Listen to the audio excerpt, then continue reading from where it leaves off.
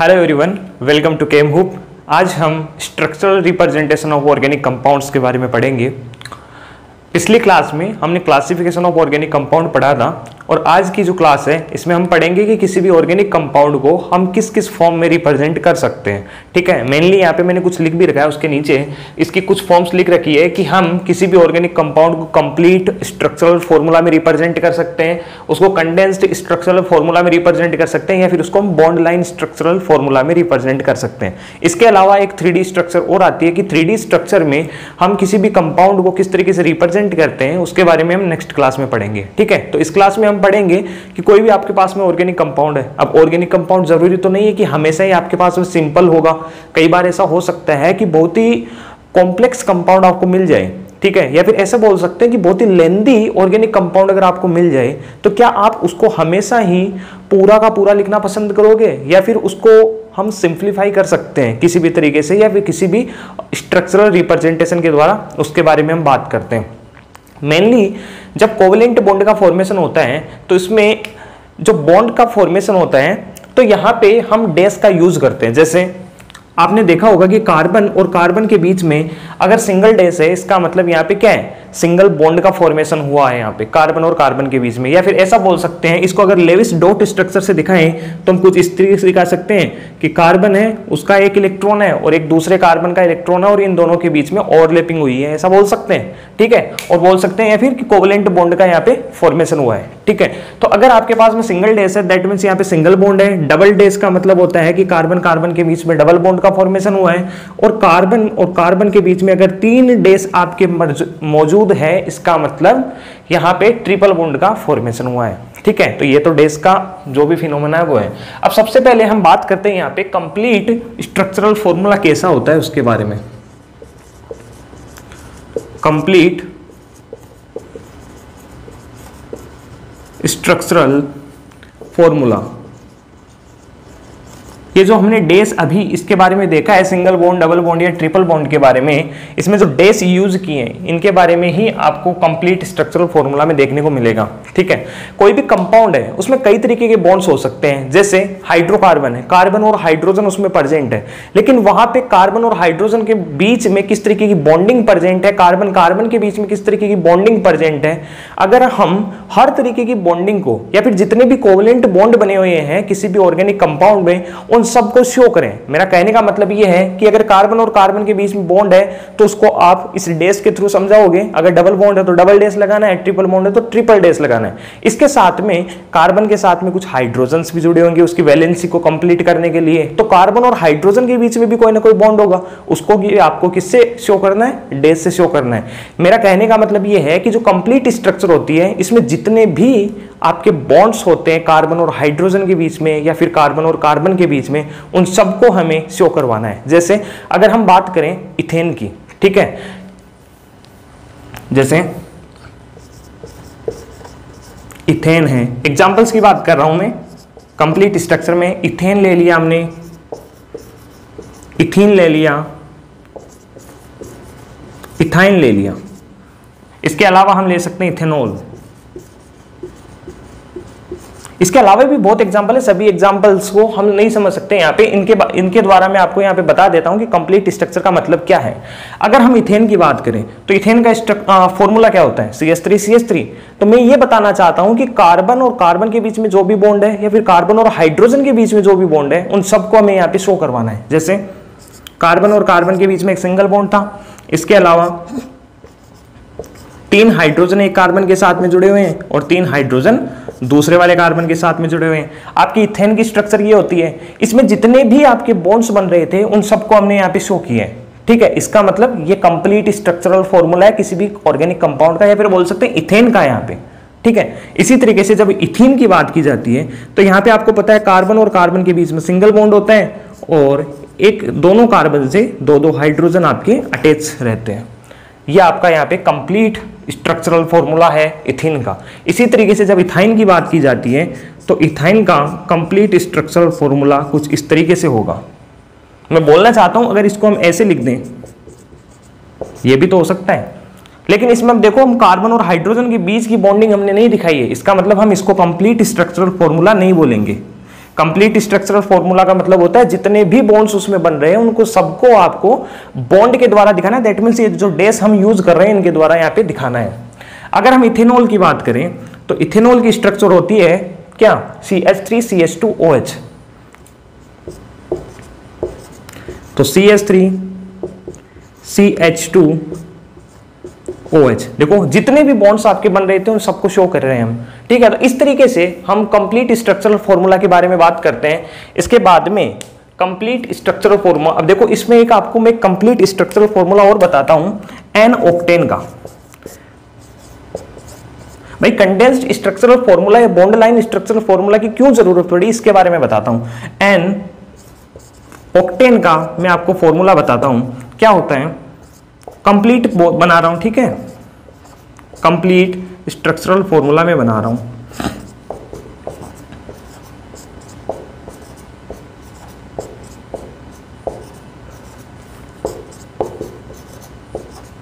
कितने हो गए, 1 2 3 4 5 6, ये 7 हो गए और ये 8 हो गए, ठीक है। तो इस तरीके से अगर हम बात करें एन ऑक्टेन की तो कंप्लीट स्ट्रक्चरल फॉर्मूला कुछ इस तरीके से होता है, ठीक है। एक बार आप इसको देख लीजिए क्योंकि इसके बाद में हम यहां से वापस से स्टार्ट करेंगे कि जो कंडेंस स्ट्रक्चरल फॉर्मूला है वो क्या होता है।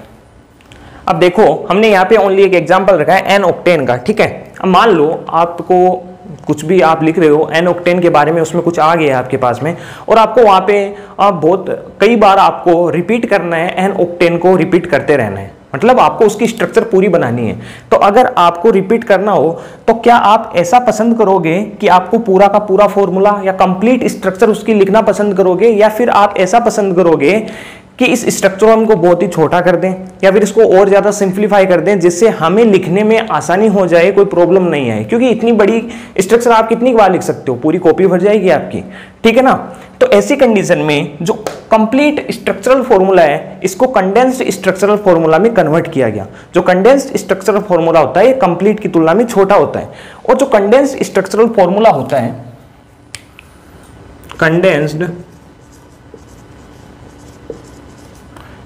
जो स्ट्रक्चरल फॉर्मूला होता है इसमें जो कार्बन और हाइड्रोजन के बीच में जो बॉन्डिंग है इसको नहीं दिखाया जाता है, या फिर ऐसा बोल सकते हैं कि उसमें ओनली हम कार्बन और हाइड्रोजन को शो करते हैं, इनके बीच में जो बॉन्डिंग होती है, या फिर ऐसा बोल सकते हैं जो डेस लगे हुए हैं ना, इन डेस को हम वहां पे रिप्रेजेंट नहीं कर सकते। अगर सिंगल बॉन्ड ऐसी कंडीशन में रिप्रेजेंट नहीं करेंगे, लेकिन अगर कार्बन और कार्बन के बीच में डबल बॉन्ड या ट्रिपल बॉन्ड होगा तो उसको हम रिप्रेजेंट करेंगे। तो फिर से हम उन्हीं एग्जाम्पल्स को लेते हैं जिनका हमने अभी कंप्लीट स्ट्रक्चर फॉर्मूला देखा था। जैसे इथेन था एक, तो एग्जाम्पल्स की बात कर रहे हैं हम, इथेन था, इथीन और इथाइन था, इसके अलावा इथेनॉल, ठीक है। कुछ इतने एग्जाम्पल्स लिए थे।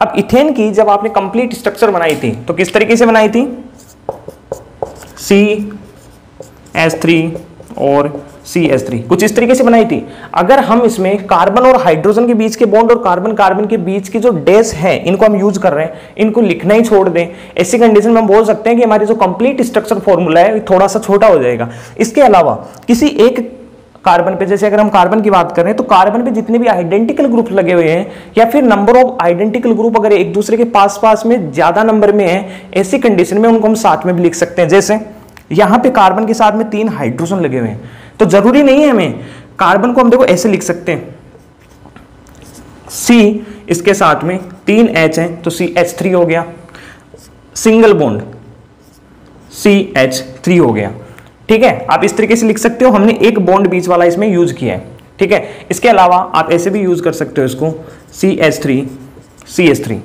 ठीक है। जैसे अब हम इथीन की बात करें तो इथीन में आपका डबल बॉन्ड आ जाता है, तो हम क्या करेंगे, C एक तरफ H2 है आपका, क्योंकि देखो कंप्लीट स्ट्रक्चर क्या थी इसकी, कंप्लीट स्ट्रक्चर थी CH2 डबल बॉन्ड CH2, ऐसा ही था। तो हम क्या करेंगे, ये जो बॉन्ड है कार्बन और हाइड्रोजन के इनको हम नहीं लिखेंगे, या फिर बोल सकते हैं कि जो डैश है इनको हम यूज नहीं करेंगे। तो हमने क्या लिखा, देखो CH2 डबल बॉन्ड CH2। इसी तरीके से इथाइन के लिए कंडेंस्ड स्ट्रक्चरल फॉर्मूला क्या हो जाएगा आपका, CH triple bond CH। Carbon और हाइड्रोजन का जो बीच का बॉन्ड है इसको हमने यहाँ पे नहीं लिखा है। इसके अलावा जब इथेनॉल की बात की जाती है तो इथेनॉल का स्ट्रक्चर, कंप्लीट स्ट्रक्चर फॉर्मूला क्या था? CH3CH2OH। तो इसको आप कैसे लिखोगे? हाइड्रोजन और कार्बन के बीच के बॉन्ड को हटा दो, CH3, फिर इसको लिख दो आप CH2, इसको ऐसे भी लिख सकते हो CH3CH2OH। तो ये आपका इथेनॉल का कंडेंस्ड स्ट्रक्चरल फॉर्मूला हो गया है। इसी तरीके से जब आप एन ऑक्टेन का कंडेंस्ड स्ट्रक्चरल फॉर्मूला लिखते हो, इसकी जो कंडेंस्ड फॉर्म लिखते हो तो कैसे लिखोगे? CH3CH2, बॉन्ड नहीं लगाना है, बस इतना ध्यान रखना, CH2CH2CH2CH2CH3। आप यहाँ पे देख सकते हो हमने यहाँ पे कार्बन कार्बन के बीच के बॉन्ड और कार्बन और हाइड्रोजन के जो जितने भी बॉन्ड्स थे उनको यहाँ पे हमने नहीं लिखा है। ठीक है, क्या हम इसको अब और आगे कंडेंस्ड फॉर्म में लेके जा सकते हैं? जैसे मैं इसकी बात कर रहा हूं, इसको क्या हम और छोटा कर सकते हैं? तो मैंने क्या बोला था कि आइडेंटिकल ग्रुप्स अगर पास पास में हो तो उनको हम साथ में लिख सकते हैं। जैसे यहां पे आप देख सकते हो CH3 के बाद में कितने CH2 है, तो आप देख सकते हो यहाँ पे 6 CH2 ग्रुप लगे हैं जो आइडेंटिकल है, मतलब CH2 सेम है ना सब। तो इनको हम अगर हम साथ में लिखें तो क्या हो जाएगा? और ज्यादा कंडेंस्ड ये CH3, फिर आता है आपका CH2, और CH2 कितनी बार है? 6 बार, और उसके बाद वापस से CH3। ठीक है, तो इस तरीके से हम जो एन ऑक्टेन है इसको और ज्यादा या फिर बोल सकते हैं कि फर्दर कंडेंस्ड फॉर्म में लेके जा सकते हैं। ठीक है, तो आपने यहाँ पे देखा कंडेंस्ड फॉर्मूला किस तरीके से लिखा जाता है। इसके बाद में हम बात करते हैं बॉन्ड लाइन स्ट्रक्चरल फॉर्मूला की। ठीक है, तो अब हम बात करते हैं बॉन्ड लाइन स्ट्रक्चरल फॉर्मूला की। तो बॉन्ड लाइन स्ट्रक्चरल फॉर्मूला क्या होता है? तो यहाँ पे हम एक कंप्लीट स्ट्रक्चरल फॉर्मूला लेते हैं और उसका बॉन्ड लाइन फॉर्मूला बनाने की कोशिश करते हैं। ठीक है, तो mainly bond line structural formula में ये होता है कि यहाँ पे कार्बन और कार्बन के बीच के बॉन्ड और कार्बन हाइड्रोजन के बीच के बॉन्ड्स को नहीं लिखा जाता है, साथ में हाइड्रोजन को भी नहीं लिखा जाता है। ठीक है, यहाँ पे ओनली एक लाइन के थ्रू हम यहाँ पे पूरे मॉलिक्यूल को लिखते हैं। जैसे अगर हम बात करें, यहाँ पे एक एग्जाम्पल लें, और एग्जाम्पल है हमारा CH3 CH2 CH Cl CH2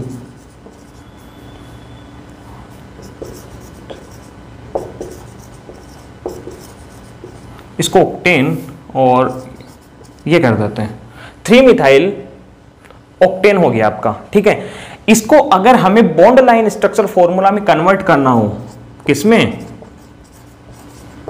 bond line structure में अगर इसको कन्वर्ट करना हो तो मैंने क्या बोला, यहां पे हाइड्रोजन्स को नहीं लिखा जाता है, न ही कार्बन को लिखा जाता है। यहां पे एक लाइन के थ्रू हम क्या करेंगे, पूरे मॉलिक्यूल को शो करेंगे, और जो लाइन होती है आपकी वो एक जिगजैग फॉर्म में होती है। जिगजैग फॉर्म का मतलब होता है कुछ इस तरीके से।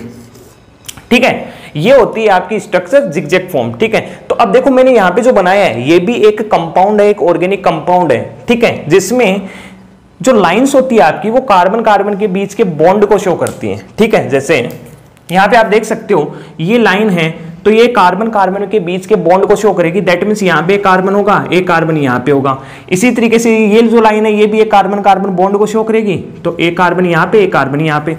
इसी तरीके से एक कार्बन यहाँ पे, एक यहाँ पे और एक यहाँ पे। ये आपके कार्बन है। देखो कितने कार्बन है, 1 2 3 4 5 6, 6 कार्बन है ये। तो 6 कार्बन के कारण यहाँ पे ये एन हेक्सेन की स्ट्रक्चर है। तो इसी तरीके से जैसे एन हेक्सेन आपका बना है उसी तरीके से आपको 3 मिथाइल ऑक्टेन की स्ट्रक्चर आपको दी गई है। इसको आपको कंप्लीट स्ट्रक्चरल फॉर्मूला में कन्वर्ट करना है। तो इसको आप कैसे कर सकते हो? तो पहली चीज आपको यहाँ पे रूट चेन का पता होना चाहिए। रूट चेन के साथ में यहाँ पे सब्स्टिट्यूएंट जुड़ा हुआ है, तो आपके पास में देखो हम यहाँ पे कंडेंस फॉर्मूला कोई भी यूज कर सकते हैं, लेकिन ऐसी कंडीशन में जहां पे कोई सब्स्टिट्यूएंट जुड़ा हुआ है और उसकी पोजीशन बहुत ही इंपॉर्टेंट है, ऐसी कंडीशन में हम वहां पे कंडेंस फॉर्मूला यूज नहीं कर सकते। इसके लिए आप कंडेंस फॉर्मूला किस तरीके से यूज करोगे? ठीक है, आप चेक कर सकते हो एक बार। ठीक है, उससे आपको पोजीशन का पता नहीं चलेगा। लेकिन जो बॉन्ड लाइन स्ट्रक्चरल फॉर्मूला होता है, इससे कोई भी सब्स्टिट्यूएंट किसी रूट चेन पे जुड़ा हुआ है उसकी पोजीशन का भी पता आसानी से किया जा सकता है। ठीक है, तो अगर हम इस कंपाउंड की बॉन्ड लाइन स्ट्रक्चरल फॉर्मूला बनाना चाहें तो ऐसी कंडीशन में सबसे पहले आपको देखना है कि जो रूट चेन कौन सी है आपकी। तो आप यहाँ पे देख सकते हो आपकी जो रूट चेन है वो ये है। इस पे एक थर्ड नंबर पोजीशन पे एक सब्स्टिट्यूएंट जुड़ा हुआ है, that is methyl substituent. Okay, तो यहां पे देखो 1 2 3 4 5 6 7 8 8 कार्बन की एक रूट चेन है आपके पास में। तो 8 कार्बन को आप जिगजैग फॉर्म में लगा दो। पहले तो कैसे लगाओगे, 1 2 3 4 5 6 7 8, ये जिगजैग फॉर्म हो गई। इसमें न तो हमने कार्बन को लिखा है न हाइड्रोजन को लिखा है, ओनली लाइंस बनाई है। और ये जो लाइन होती है कार्बन कार्बन बॉन्ड को शो करती है, ठीक है। और जो कॉर्नर्स होते हैं, या फिर ऐसा बोल सकते हैं कि जो दो लाइन है उनका जंक्शन है, उस वहां पे क्या प्रेजेंट होता है, आपका कार्बन प्रेजेंट होता है, ठीक है। अब देखो थर्ड नंबर पोजीशन पे CH3 है, तो first number carbon, second number carbon, third number carbon, और थर्ड नंबर कार्बन पे क्या जुड़ा हुआ है, एक मिथाइल ग्रुप। तो मिथाइल ग्रुप हो गया ये। यहां पे हमने तीन चीजें देखी है। पहली जो लाइन होती है वो कार्बन कार्बन बॉन्ड को दर्शाती है, कार्बन कार्बन के बीच में जो बॉन्ड होता है। इसके अलावा जो टर्मिनल्स होते हैं, टर्मिनल्स CH3 ग्रुप को दिखाते हैं। देखो टर्मिनल्स क्या होते हैं, किनारे कितने हैं इस कंपाउंड में हमारे, देख सकते हो एक किनारा ये रहा, एक किनारा ये रहा, एक किनारा ये रहा, ठीक है। तो ये जो तीनों किनारे हैं ना, ये CH3 ग्रुप को शो करते हैं। तो आप देख सकते हो यहां पे CH3 है, तो ये देखो टर्मिनल है, ये भी CH3 है, ये टर्मिनल आपका ये CH3 है, तो देखो ये टर्मिनल रहा CH3 है। इसके अलावा ये CH3 है, तो ये भी तो आपका टर्मिनल है लास्ट, जो CH3 की तरह बिहेव करेगा। तो आप इसको देख सकते हो, ये आपका जो फॉर्मूला है इसको हमने बॉन्ड लाइन स्ट्रक्चर फॉर्मूला में कन्वर्ट किया है। इसके अलावा अगर हमको दूसरा एग्जाम्पल लेना चाहें तो हम ये ले सकते हैं, जैसे CH3 CH bromine CH2 CH3, ये आपके पास में कोई कंपाउंड है, ऑर्गेनिक कंपाउंड है। इसको अगर आप बॉन्ड लाइन स्ट्रक्चर फॉर्मूला में कन्वर्ट करना चाहो तो किस तरीके से करोगे, बताओ। देखिए तो आप देख सकते हो यहाँ पे 1 2 3 4 कार्बन है, 4 कार्बन की चेन है। तो हम क्या करेंगे, 1 2 3 4 1 2 3 4, यहाँ पे देखो 1 2 3 4। सेकेंड नंबर पे ब्रोमीन लगा हुआ है, तो सेकेंड नंबर पे आप क्या लगा दोगे, यहाँ पे ब्रोमीन। अगर आपने सेकंड नंबर पे ब्रोमीन नहीं लगाया है, ऐसी कंडीशन में इसको हम मानेंगे कि ये CH3 की तरफ CH3 है, लेकिन यहाँ पे CH3 थोड़ी है।